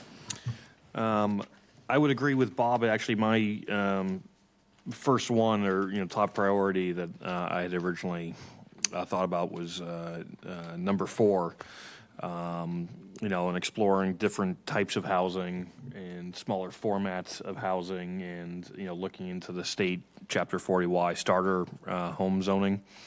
I think is something that the town has so much room to improve on, and can provide a meaningful impact quickly.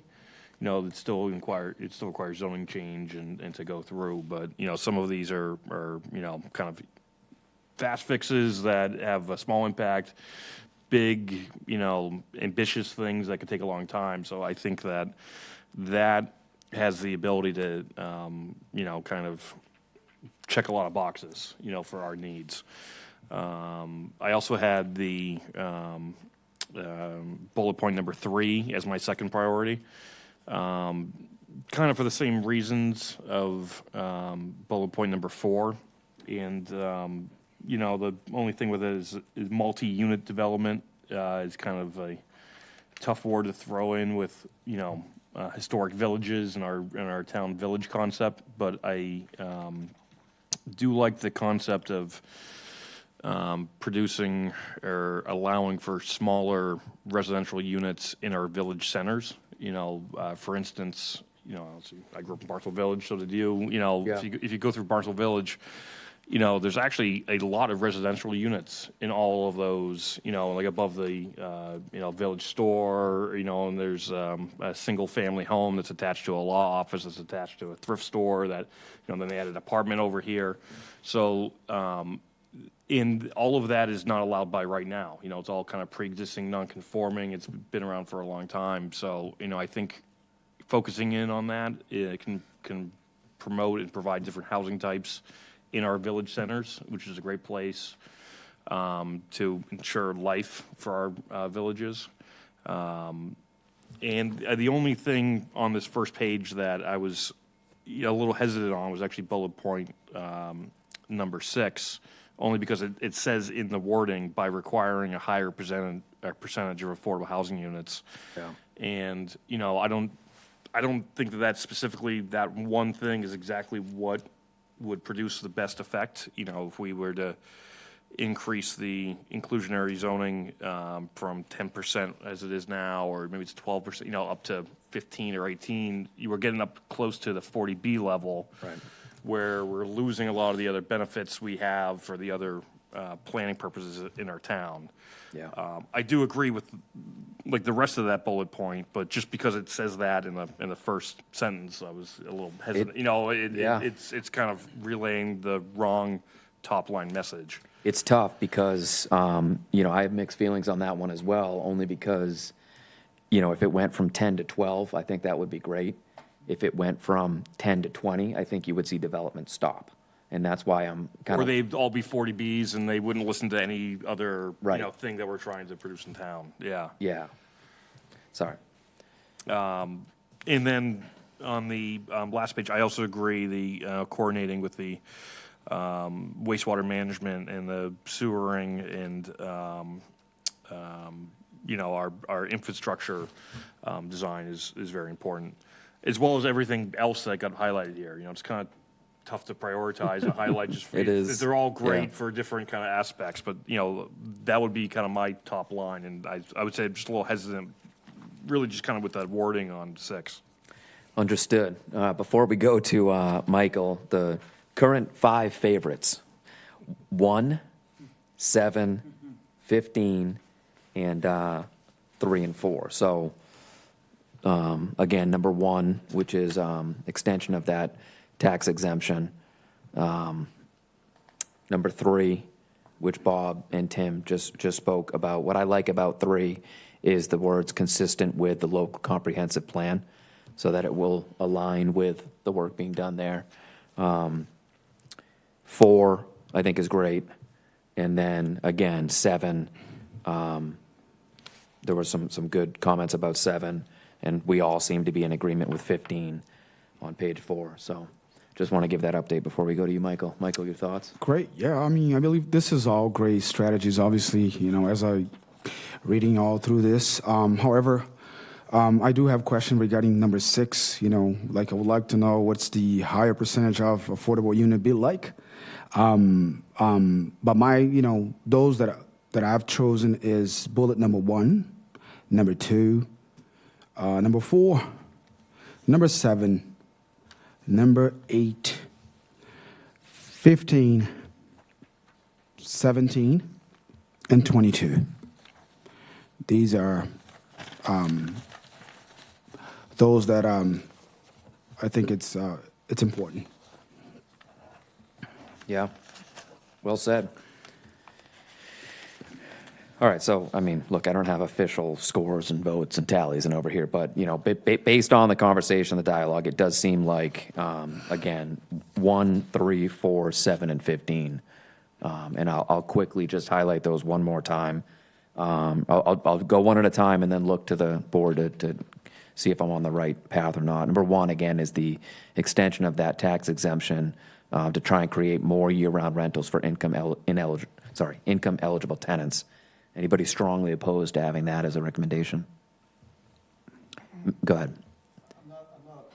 I'm going to throw a concept out. I'd just love to hear the board's commentary on this. Yeah. So as much as the need for housing is at its peak, probably the highest it's ever been since I've been involved in the housing industry, where we're inviting more people to the town, are we talking about a full tax exemption? Like if I'm paying $5,000 a year for a place, I pay nothing?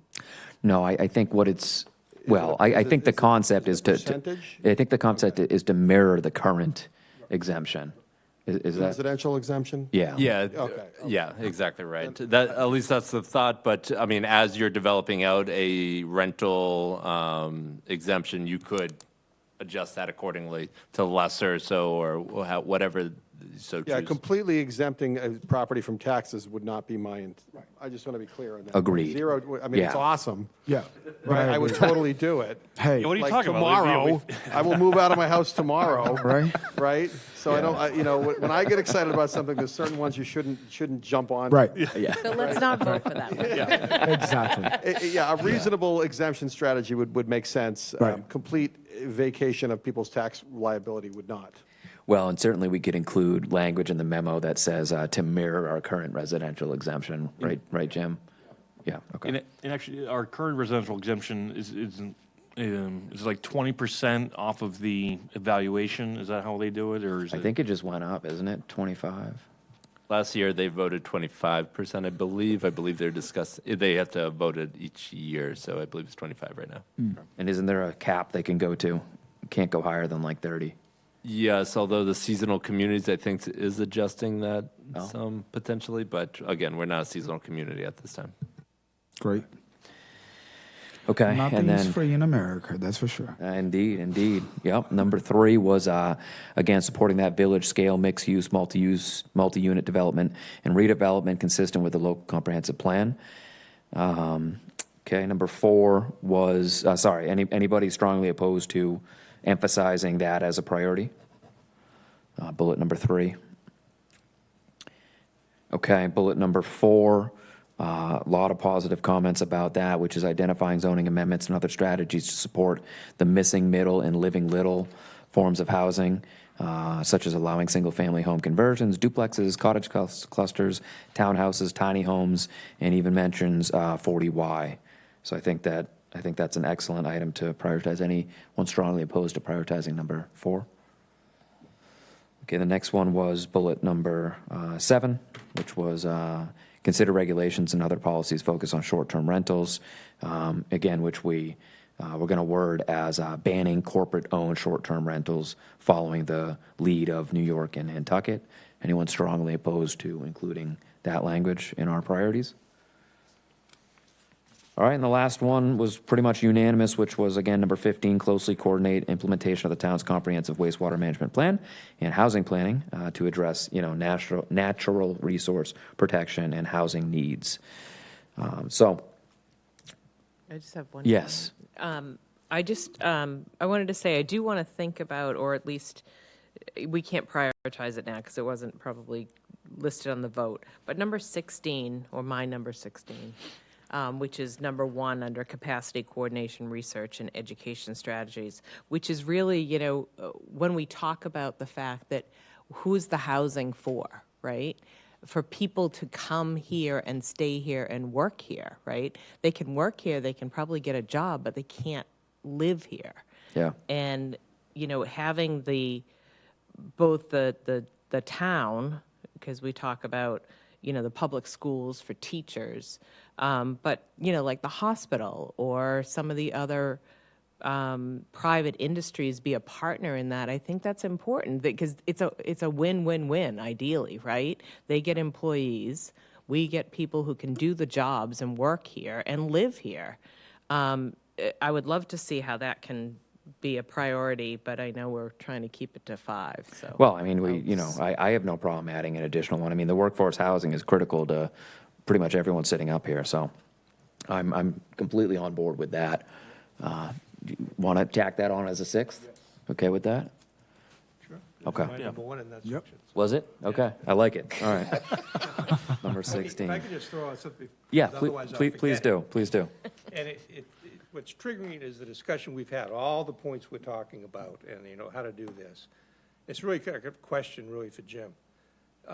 Last week, sometime, don't hold me to that, it might have been the week before, I was reading in the Cape Cod Times. There was a small article about a new development, which has just been approved, I think in Sandwich.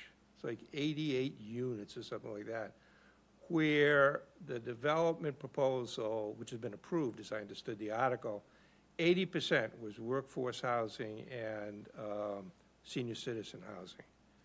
And what I would be interested in light of all the discussions we've had during the 5+ years I've been engaged on these boards with this, how to get, we're talking about, should we go from 10% to 12? Should we go to 10% to 14? We can't go to 20 because that will gut, the proposals, because it's economically infeasible. Right. How the heck did that program up in Sandwich, how's it financed to get that huge, and I don't expect you to know the answer. It's a good question. Oh, no, I know the answer. Yeah. Okay. Yeah, so it's exactly what the process is right now with the Marston's Middle School, essentially. They started a decade ago in looking at what to do with the school. That's the old wing school, I believe is what you're referring to.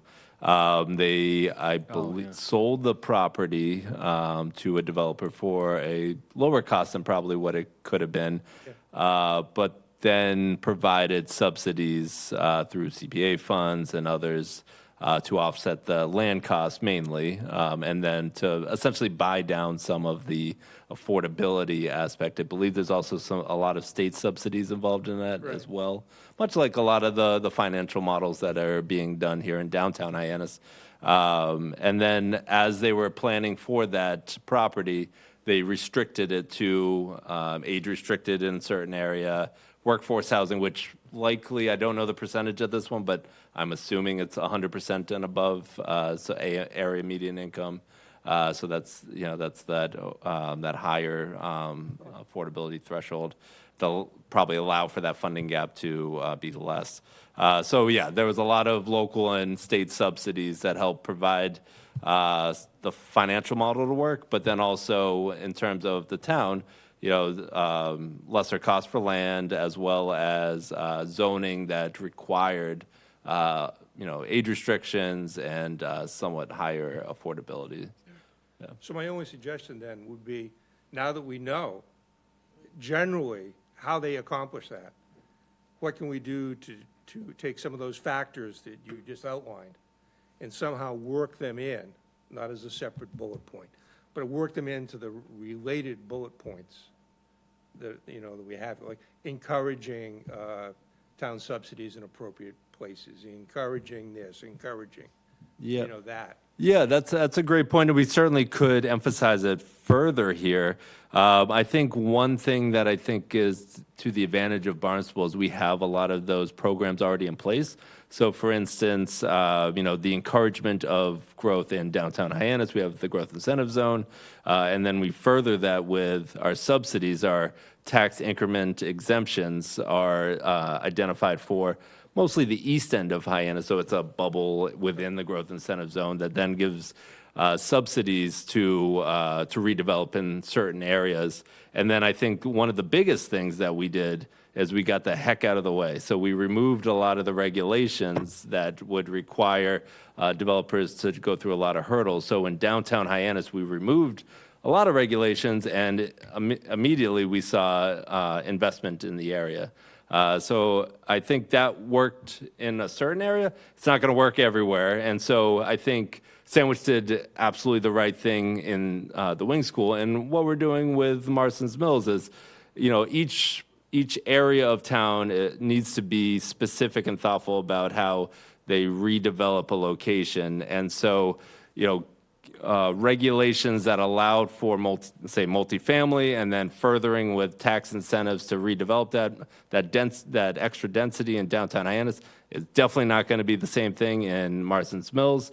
And so looking at that, and maybe there are zoning restrictions that are put in place, and that we want to then target the affordable assisted or independent living for low-income seniors. That could be one of those items that we want to attack there. That's going to reduce the amount or types of subsidies that a developer could seek, probably, but we certainly could look at that. So things like amending zoning to target that is certainly one that we could look at. And then all these types of incentive programs, as we mostly have in place right now, I'm sure we could go further, but the Affordable Housing Trust and the Community Preservation Committee, currently invest quite a bit in our housing needs at the moment. Thanks. Yeah, sorry. Sorry, just a quick question specifically on the wing school. Does the developer still own it then? Yes, yeah, the developer owns And- much of it, though there is, I believe, some area of civic property. Okay.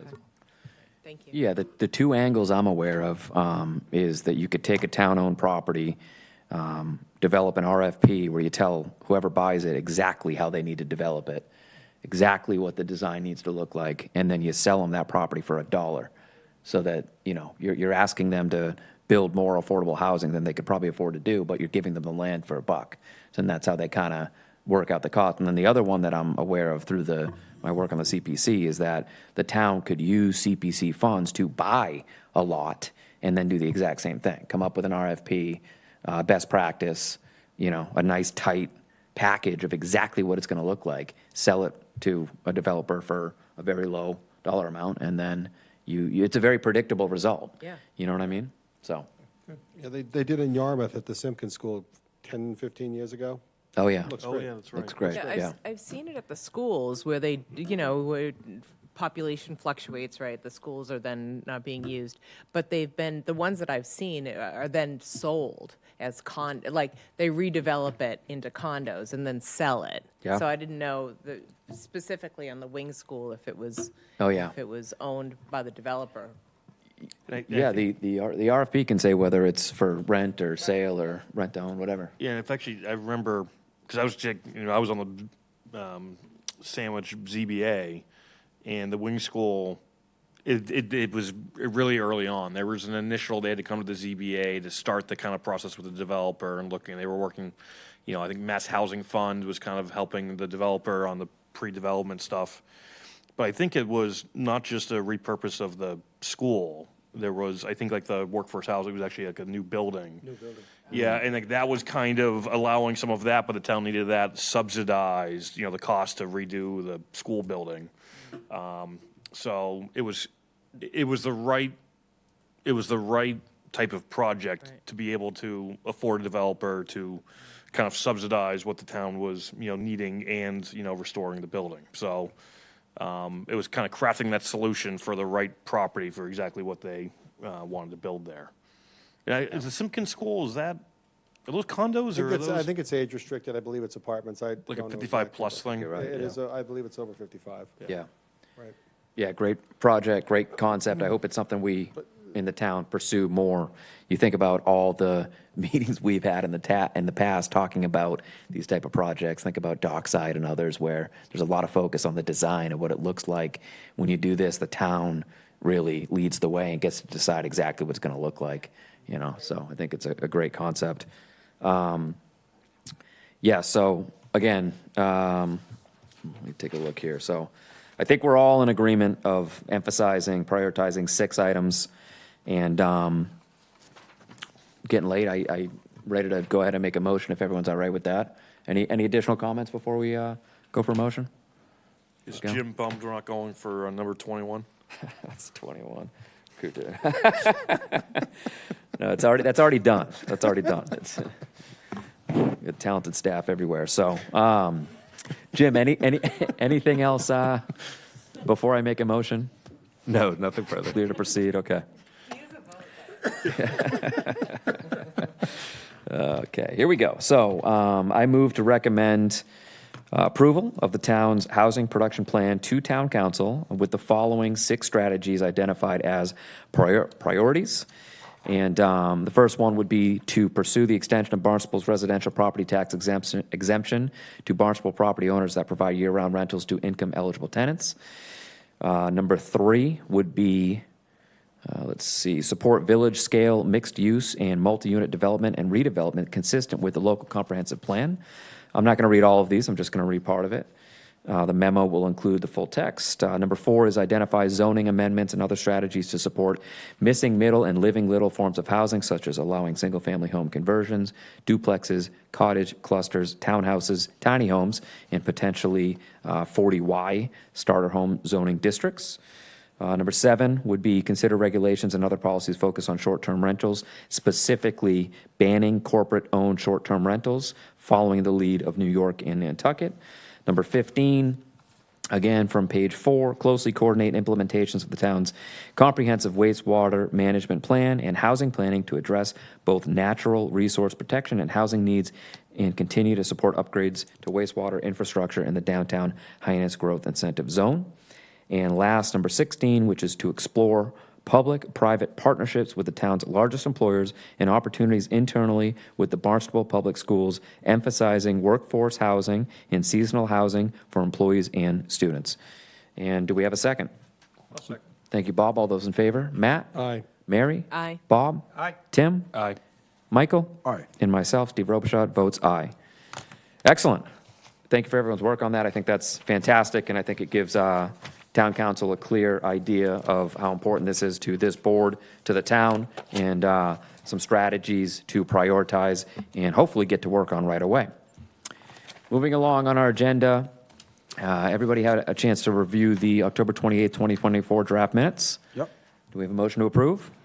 I'll make a motion to approve the minutes of October 28th, 2024. Thank you, Tim. And a second? Second. Thank you, Matt. All those in favor, Matt? Aye. Mary? Aye. Bob? Aye. Tim? Aye. Michael? Aye. And myself, Steve Robichaud, votes aye. The minutes are approved. Future meetings, December 9th, 2024, and December 23rd, 2024. We've discussed potentially canceling the meeting on December 23rd. I was just going to ask, do we actually I have an won't be agenda? here. It's a meeting that we pretty much cancel every year. We Right. rarely get anything on the agenda. Anybody opposed to not holding that meeting? Oh, on 2 days before Christmas? Yeah, it's kind of what I figured. All right, so our last meeting of 2024 will be here, Town Hall, December 9th, 2024 at 7 p.m. And then we will adjourn again in the new year. Okay, and anything else before we adjourn this evening? Okay, do we have a motion to adjourn? So moved. Thank you, Bob. And a second? Thank you, Matt. All those in favor, Matt? Aye. Mary? Aye. Bob? Aye. Tim? Aye. Michael? Aye. And myself, Steve Robichaud, votes aye. Meeting is adjourned. Thank you so much.